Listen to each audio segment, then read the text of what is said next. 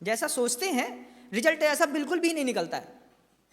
तो पहले तो हम ये देख लें कि जो अंग्रेजी माध्यम के स्कूल विदेशों से संचालित होते हैं उनकी शिक्षा नीति किस पर आधारित है। अंग्रेजी माध्यम के स्कूल है, बच्चा आपका पढ़ता होगा, चाहे वो जैन समाज का हो, चाहे वो गुजराती का हो, चाहे वैष्णव का हो, चाहे हिंदू का हो, चाहे सनातन का हो, चाहे बौद्ध का अनुयायी हो, चाहे यौगिक का हो, वैशेषिक का हो, सांख्य का हो, किसी का भी हो। आज पूरे भारत में 700 करोड़ की जनता में एक ही होड़ लगी है अच्छी शिक्षा की। उसके लिए बजट भी बहुत बेहतरीन होता है, पैसा भी बहुत लगता है बंधुओं।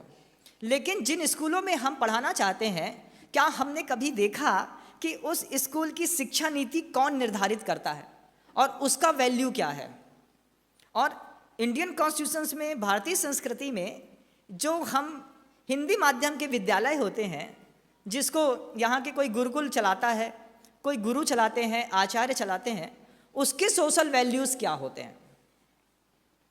तो अब आपको सिद्धांत देखिए, विदेशों में जब सबसे पहले 1964 में कोठारी कमीशन की रिपोर्ट आई, उस रिपोर्ट में सबसे पहला सिद्धांत अंग्रेजी माध्यम के स्कूलों का समझाया गया, गलती करो और सीखो। बच्चों को सिखाने का तरीका है, आप देख लीजिए किस तरीके का प्रशिक्षण आपके बच्चे को मिल रहा है स्कूलों में। सबसे पहला वैल्यूज़ था कि बच्चों को गलती करने दो और गलती करके सीखने दो। आपका बच्चा क्या करता है? गलती करता है, गलती से सीखता है कि आप उसको सिखाते हैं? नहीं महाराज, हमारा बच्चा गलती करके नहीं सीखता, हम अपने बच्चे को खुद सिखाते हैं। जब आप ये कहते हैं कि हम अपने बच्चे को सिखाते हैं, तो फिर आप और बड़ी गलती करते हैं। क्या बड़ी गलती करते हैं? फिर दूसरी एक साइकोलॉजी रूस ने डेवलप करी, उसने प्रयोग किया कुत्तों के ऊपर। कुत्ते के ऊपर प्रयोग करके शिक्षा नीति बनाई गई। देखिए आप, शिक्षा नीति कहाँ से डेवलप होती है और किस पर इंप्लीमेंट की जाती है। तो रूस ने कुत्तों को प्रशिक्षित किया और कुत्तों को प्रशिक्षण देकर के आगे जाओ, पीछे जाओ, नीचे बैठो, ऊपर करो, भौंको, तेज चलो, रुक जाओ, पीछे मुड़ के देखो, सारे संस्कारित देकर के रूस ने कुत्ते के ऊपर एक्सपीरियंट बनकर एक शिक्षा नीति बनाई। कुत्ते के ऊपर क्या कि प्रशिक्षित करने से व्यक्ति व्यवस्थित हो जाता है। आज की जो भारत की नीति है, ये कुत्तों की नीति चल रही है। सारे के सारे कॉन्वेंट स्कूल्स में कुत्ता नीति चल रही है महाराज। महाराज कुत्ता नीति, हाँ, इसके ऊपर भी एक वैल्यू है। जब मैं उसको बताऊंगा तब आपको लगेगा कि वास्तव में किसी को प्रशिक्षण देना कुत्ता नीति से कम नहीं है। तो महाराज स्कूल में नहीं पढ़ाएं, पढ़ाना तो है। तीसरी एक और नीति आई, इस रूस की नीति के बाद जर्मनी के लोगों ने एक नीति निकाली। जर्मनी की नीति क्या आई आप देखिए कि उसने कुत्तों को जैसे प्रशिक्षण देते हैं, ऐसा बच्चों को प्रशिक्षण देने के लिए मना कर दिया कि हम जो पढ़ा रहे हैं, बुक्स में जो लिखा है उसको पढ़ लो। क्योंकि जीवन के आदर्श में और शिक्षा के आदर्श में बहुत अंतर था। जीवन का आदर्श कुछ और था, शिक्षा का आदर्श कुछ और था। भारतीय संस्कृति में ऐसा नहीं है। भारतीय संस्कृति में जो जीवन का आदर्श है वही शिक्षा का आदर्श है। अगर वो किसी, चाहे वो पतंजलि के विद्यालय चलते हों, चाहे वो वैदिक संस्कृति के विद्यालय चलते हों, चाहे वो शमर संस्कृति के विद्यालय, प्रतिभा स्थलीय ज्ञानोदय विद्यापीठ जैसे संस्थान चलते हों, उसमें शिक्षा नीति और जीवन नीति एक है। लेकिन वहाँ पे ऐसा नहीं है। तो जो तीसरी नीति जर्मनी ने तैयार की, वो कैसी? वो भी किसी पशु पर केंद्रित है। एक केले का गुच्छा आसमान में टांग दिया, आसमान में केले का गुच्छा टांग दिया और पूरे हॉल में एक चिंपांजी को छोड़ दिया। अब चिंपांजी, 2 चिंपांजी छोड़ दिए, ऊपर केला रखा है, चिंपांजी भूखे हैं। अब उसको कोई प्रशिक्षण नहीं दिया गया, कोई भी प्रशिक्षण नहीं दिया। उसी हॉल में 4 डंडे और रख दिए उनने और इंतजार किया कि ये भूख के मारे परेशान होकर के स्वयं के चिंतन से कैसे केला तोड़ करके ला सकते हैं।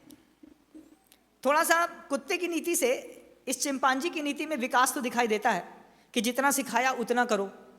आज की जितनी भी सॉफ्टवेयर इंजीनियर्स की जो बड़ी बड़ी मल्टीनेशनल कंपनियां हैं बंधु, इसी शिक्षा की कुत्ता नीति पे चलती हैं। किसी भी अच्छे पढ़े लिखे इंजीनियर्स को सॉफ्टवेयर की पूरी जानकारी नहीं दी जाती, उसको सिर्फ इतना बताया जाता है जितना काम दिया बस उतना करो। 200 इंजीनियर से काम करा रहे हैं अलग अलग, फिर एक ब्रॉड कंप्यूटर में उसको जोड़ करके एक और कोई नया बड़ा मास्टर प्लान बना देते हैं। उनको एक इंजीनियर को समझाया, सिर्फ तुम्हें इसको कर्व करने के सबसे बेहतरीन तरीके ढूंढने हैं, चालू करने का एक सॉफ्टवेयर बनाना है, किसी को बंद करने का बनाना है। अब ये सारी चीज़ों को जब एक साथ जोड़ते हैं तो पता चलता है कि सारे सॉफ्टवेयर इंजीनियर्स के छोटे छोटे सेगमेंट्स को जोड़ करके सामने वाले व्यक्ति ने परमाणु बम तैयार कर दिया। इसको यहाँ से कनेक्ट करो, इसको कट ऑफ करो, इसको जोड़ो, इसको बिल्डअप करो, इसकी टेंटिटी चेक करो, इसके ऊपर इतना तरीके का बारूद भरो, इसको करो। हर एक अलग अलग सॉफ्टवेयर इंजीनियर्स ने उस पर काम किया और बड़े दिमाग वाले ने पूरे को जोड़ करके एक बम बना दिया। चिंपांजी की नीति क्या थी कि उन्होंने उसको 3 दिन तक केले की डगाल के साथ कमरे में छोड़ दिया। दोनों चिंपांजियों को भूख लगी तो दोनों चिंपांजी ने एक के ऊपर पहले एक चढ़ करके पकड़ने की कोशिश करी। कुछ सिखाया नहीं है, खुद अपने चिंतन से अपनी भूख मिटाने का प्रयास। तो शिक्षा नीति काम कर रही है। चिंपांजी एक के ऊपर एक खड़े हुए, पकड़ने की कोशिश की तो पकड़ नहीं पकड़ पाए। तो उन्हें बहुत देर बाद देखा कि कमरे में वो डंडा रखा है। फिर उनका खुद का चिंतन चल के उन्हें डंडा उठा करके उसको डंडे को केले में मारा, केला नीचे गिरा और दोनों चिंपांजी ने अपनी भूख मिटा ली। तो ऐसे कई प्रायोगिक धर्मिता वाले आज भी प्रोजेक्ट आपके बच्चे को सिखाए जाते हैं, जिसके लिए आप परेशान रहते हैं ना, महाराज जी हमारे बच्चे का प्रैक्टिकल है, उसका प्रोजेक्ट तैयार करना है। तो जितने भी प्रोजेक्ट हैं, या तो वो कुत्ता नीति वाले हैं रूस की, या जर्मनी की चिंपांजी नीति वाले हैं, एक्चुअल नीति वाले कोई भी नहीं है। फिर इसके ऊपर जब ये चिंपांजी की जर्मनी की नीति चली गई, इसके ऊपर की कुत्ता नीति रूस की चली गई, उसके ऊपर एक और नीति चली गई, तो अमेरिका ने एक नया शिक्षा के क्षेत्र में प्रयोग किया। अमेरिका ने क्या प्रयोग किया शिक्षा के क्षेत्र में कि अमेरिका ने वहां पर रह करके सफेद चूहों के ऊपर प्रयोग किया। सफेद चूहों के ऊपर कैसा प्रयोग कि सफेद चूहों को उन्होंने एक बॉक्स में बहुत बड़ा एरिया बनाया और एरिया बना करके उसमें खांचे बना करके भूल भुलैया बना दी। एक तरफ कोई चीज़ें रख दी और एक तरफ भूल भुलैया से उसको छोड़ दिया, और ऊपर से ये देखा कि कितनी बार वो चूहा सीधे सीधे अपने प्रोजेक्ट तक पहुंच जाता है, कितना देर लगाता है, कितने दिनों में पहुंचता है, कौन कितना होशियार है। उस चूहे के ऊपर प्रयोग करके मनुष्य के ऊपर एक शिक्षा नीति बनाई गई। आप देखिए अमेरिका ने क्या, आज जो शिक्षा नीति चल रही है बंधु, वो अमेरिकन है। जितने भी बच्चे हैं वो सब एम्ब्रॉड जाना चाहते हैं। आप भी अपने बच्चे को पढ़ाने के लिए एम्ब्रॉड भेजना चाहते हैं, एक बार हम उस नीति के बारे में जरूर जान लें, जीवन बहुत सहज और सरल हो जाएगा। वो नीति क्या है, चूहों के ऊपर उन्होंने प्रयोग करके अमेरिका की अभी लेटेस्ट जो नीति चल रही है पूरे के पूरे भारतीय बाजार में और वैश्विक बाजार में, उस अमेरिका की नीति में अमेरिका के लोगों ने, मैक्सरो नाम का एक वैज्ञानिक है, उसकी नीतियां चलती हैं। उस मैक्सरो ने प्रयोग किया, क्या प्रयोग किया कि दुनिया में आदमी को उठने के लिए कोई ना कोई अच्छा मोटिवेशन तो चाहिए, बिना मोटिवेशन के कोई ऊपर नहीं उठ सकता। तो सबसे स्ट्रांग मोटिव क्या है लाइफ का, कि जिसके ऊपर फोकस करना है, जिसके ऊपर एजुकेशन को डाल करके उसके लिए शिक्षा देनी है, सबसे स्ट्रांग मोटिव लाइफ का क्या है।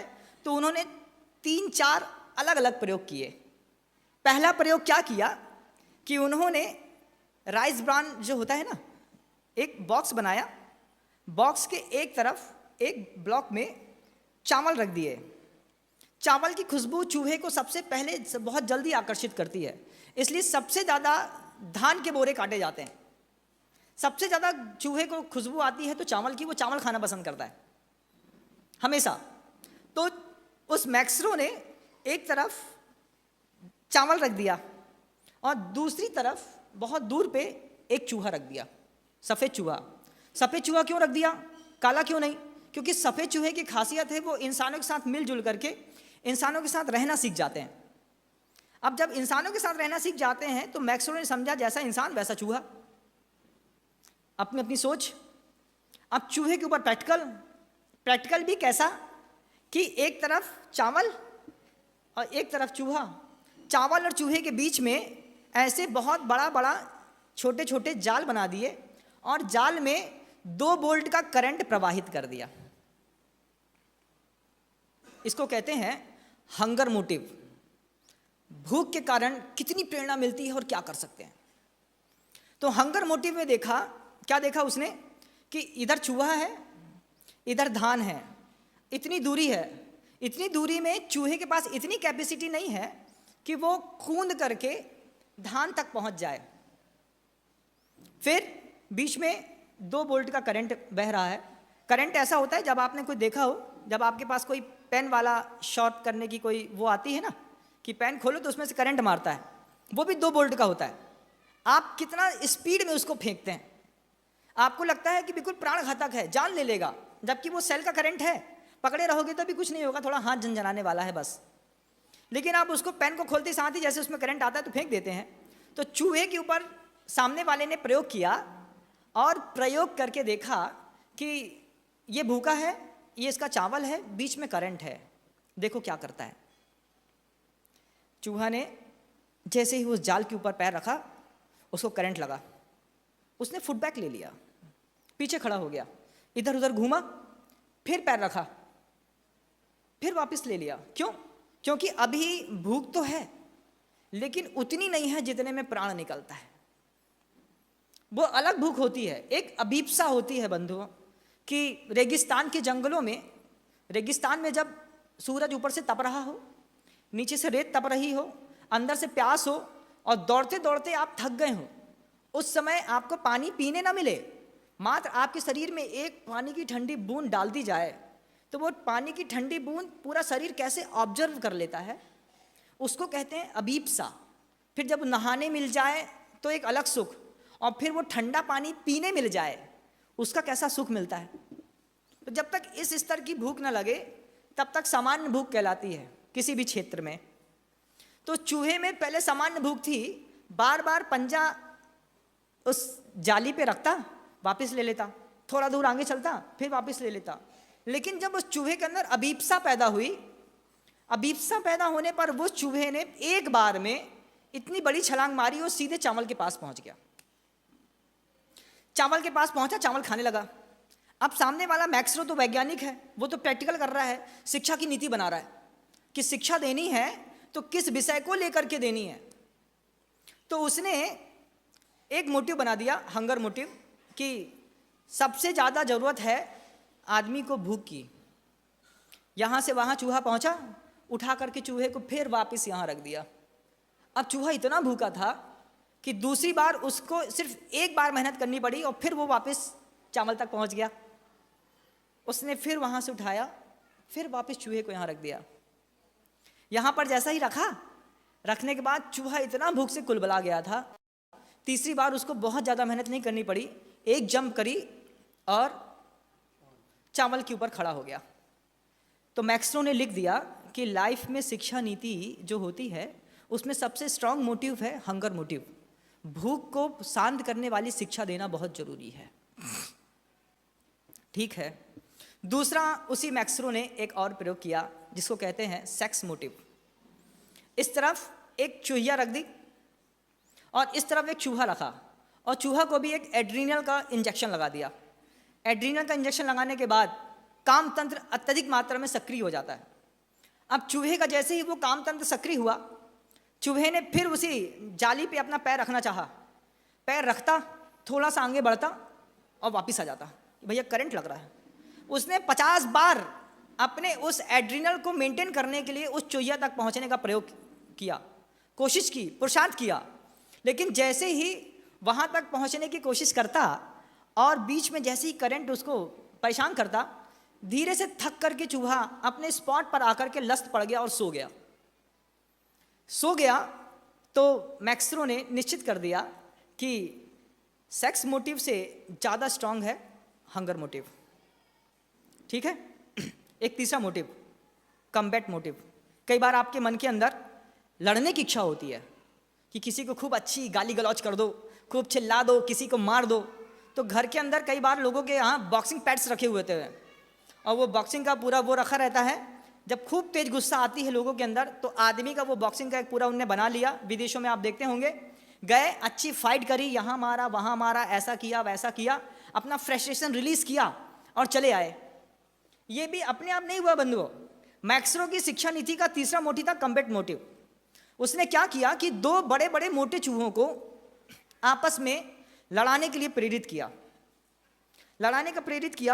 और प्रेरित करने के बाद बीच में फिर वही 2 वोल्ट की करंट की धारा बह रही थी। दोनों चूहे बार बार आते, लड़ने की कोशिश करते, वापस लौट जाते, फिर लड़ने की कोशिश करते, फिर वापस लौट जाते। लड़ने की कोशिश करते, वापस लौटने के चक्कर में उनका टाइम वेस्ट हुआ, थक गए, दोनों को करंट बर्दाश्त नहीं हुआ। अपने अपने स्थान पर खड़े होकर के दोनों चूहे दांत निकाल करके खिखिया रहे थे। खिखियाना समझते हैं? कभी देखिएगा किसी चूहे को, अगर कोई चूहा किसी टंकी में नीचे फंस जाए और कोई व्यक्ति उसको ऊपर से डंडी से काड़ी करे तो थोड़ी देर तक तो चूहा भागता है, फिर उसके बाद इतना तेज से अपनी आक्रामकता प्रदर्शित करता है कि मनुष्य होने के बाद मनुष्य को भी उस चूहे की उस खिखियाने से डर पैदा हो जाता है। तो जब ये चूहे आपस में नहीं लड़ पाए तो अपनी अपनी जगह में खड़े होकर के दोनों एक दूसरे को दांत दिखा करके खी खी खी करने लगे। मैक्सरो ने लिख लिया कम्बैट मोटिव, सेक्स मोटिव, इन दोनों से स्ट्रांग है हंगर मोटिव। शिक्षा नीति हंगर मोटिव के ऊपर चलनी चाहिए। जब ये शिक्षा नीति लागू करने की बारी आई और लागू किया, तो लागू करने पर जब भारतीय विद्यार्थियों के साथ मैक्सरो की बातचीत हुई, और बातचीत के दौरान जब भारतीय विद्यार्थियों ने हंगर को, मैक्सरो को बोल दिया कि आप क्या समझते हैं कि भूख से सब कुछ होता है? क्या यौन संबंधों से सब कुछ होता है? क्या फिर लड़ने से सब कुछ होता है? बोले ऐसा नहीं, इसके ऊपर भी एक मोटिव है। क्या मोटिव है? इतने आर्गुमेंट्स किए भारतीय विद्यार्थियों ने कि हंगर अपने इस प्रयोग को हार करके मैक्सरो ने एक अलग बात कही। बोले हंगर मोटिव से ऊपर एक सेक्स मोटिव, उसके ऊपर कॉम्बैट मोटिव, इन सब से ऊपर होता है ईगो मोटिव। क्या? Ego motive. सबसे बड़ा मोटिवेशन है ईगो। ईगो क्या है? तो उसके लिए बहुत अच्छी बात करती है कि ईगो जो होता है वो भारतीय दर्शन में तो सेल्फ रिस्पेक्ट पैदा करता है। अब वही भारतीय विद्यार्थी मैक्सरो से कहते हैं कि आपने कह तो दिया कि शिक्षा नीति हंगर मोटिव के ऊपर आधारित होनी चाहिए। हंगर मोटिव में क्या है? भोजन संबंधी शिक्षा। तो विद्यार्थी यहाँ के कहते हैं हम आपको अच्छे पराठे खिलाते हैं गरम, अच्छा दही खिलाते हैं, चटनी देते हैं, श्रीखंड देते हैं, खट्टे मीठे सॉस देते हैं, और सामने बैठ करके जब तक आप भोजन कर रहे हैं तब तक आपको लगातार गाली देते हैं। आप बताइए, आप भोजन कर सकते हैं? नहीं कर सकते। क्यों? आपने तो कह दिया हंगर मोटिवेशन सबसे ज़्यादा कंपलसरी है और शिक्षा इसके ऊपर लागू होना चाहिए। तो जब भारतीय विद्यार्थियों ने ये प्रयोग करके बोला कि आपको लगता है कि भूख सबसे बड़ी जरूरत है, तो भारतीय विद्यार्थी कहते हैं उससे भी बड़ी जरूरत है आत्मसम्मान, सेल्फ रिस्पेक्ट। वो सेल्फ रिस्पेक्ट की व्यवस्था किसी भी पाश्चात्य दर्शन और उसके विद्यालयों में नहीं है। क्यों नहीं है? कि कितना भी बड़ा कोई भी आपका प्रोजेक्ट मैनेजर क्यों ना हो, आप उसके आगे सर शब्द नहीं लगा सकते, श्रीमान नहीं बोल सकते। क्या सिखाया जाता है? जो कितना भी बड़ा ऑफिसर है उसका जो नाम है सीधा सीधा नाम लो। कुछ भी नाम है, एड्रिनल बोल दिया, जॉम बोल दिया, जोग बोल दिया, सर शब्द का प्रयोग वर्जित है। अगर लगा दिया तो मार्क्स कटते हैं। क्या घोर अंधकार है! ये किसका खेल है? पश्चिमी संस्कृति की सभ्यताओं से सिखाई गई शिक्षा का। आदर्श के लिए, सम्मान के लिए वह शिक्षा आपको प्रतिबंधित करती है। भारतीय संस्कृति क्या बोलती है? अभिवादनशीलस्य नित्यवृद्धोपसेविनः चत्वारि तस्य वर्धन्ते आयुर्विद्या यशोबलम। कि अभिवादन करके सीखो। आप देख लीजिए, मुनि महाराज के पास आते हैं, संवाद की शुरुआत कहाँ से होती है? हे मुनि महाराज, आपके चरणों में बारंबार नमस्कार है। महाराज वहाँ से अभय हस्त दे देते हैं, निश्चिंत रहो, तुम्हारे उत्थान की बात करूँगा। शुरुआत संवाद का जहाँ नमस्कार है और वहाँ पे शुरुआत संवाद की कुछ और है। वहाँ एजुकेशन सेंटर में बात सिखाई गई है यौन संबंधी, भोजन संबंधी या फिर लड़ाई संबंधी। आपके यहाँ सिखाई गई है आदर्श संबंधी, सेल्फ रिस्पेक्ट। किन किन बातों में होता है आप देखिए। यहाँ पर भारतीय दर्शन में जितने भी विद्यालयों में शिक्षा दी जाती है वहाँ पर सम्मान करना सिखाया जाता है। सबसे पहले ज्ञान का। कि ज्ञान का सम्मान करो, वहां पर उसकी मनाही है। यहां पर आपको सेल्फ रिस्पेक्ट में सिखाया गया, जैसे उदाहरण में देखा आपने ना कि भोजन तो दे रहे हैं, भोजन के साथ गाली भी दे रहे हैं। तो गाली भी दो तरह की होती है, एक कुलगत होती है, एक जातिगत होती है। कुलगत गाली में क्या हुआ, तुम्हारे पिता ऐसे हैं, तुम्हारा बाप चोर है, ऐसा नहीं बोल सकते, देखने के बाद भी नहीं बोल सकते, किसी को चोर नहीं बोल सकते, किसी के कुल को गलत नहीं कह सकते, माँ के कुल को जाति कहते हैं। तो यहाँ पर भारतीय संस्कृति में वो एक गौरव पैदा किया जाता है कि तुम्हारे माँ का एक पवित्र कुल है, तुम फलाने कुल से आई हो, ये फलाने कुल की हैं। तो माँ अपने बच्चे को बचपन से सिखाती है, बेटा अपने नाना के यहाँ की इतनी अच्छी परंपरा थी, अपन ऐसा करते हैं, अपने नाना ऐसे हैं। तो बच्चा कुछ अलग सीखता है। पिता अलग तरीके से सिखाते हैं, बेटा अपना बड़ा खानदान है ना, अपन बड़े खानदान के लोग हैं, अपन ऐसा नहीं करते, अपन ऐसा नहीं बोलते, अपन ऐसा नहीं होता। तो यहाँ की शिक्षा नीति का आधार ही है सम्मान, वहां की शिक्षा नीति का आधार है भोजन, भूख और संबंध। कितना आधार में कितना डिफरेंस है, आप देखो कितना ज्यादा इस तरफ और उस तरफ में है ना, कि दिखाई देता कि नहीं दिखाई देता।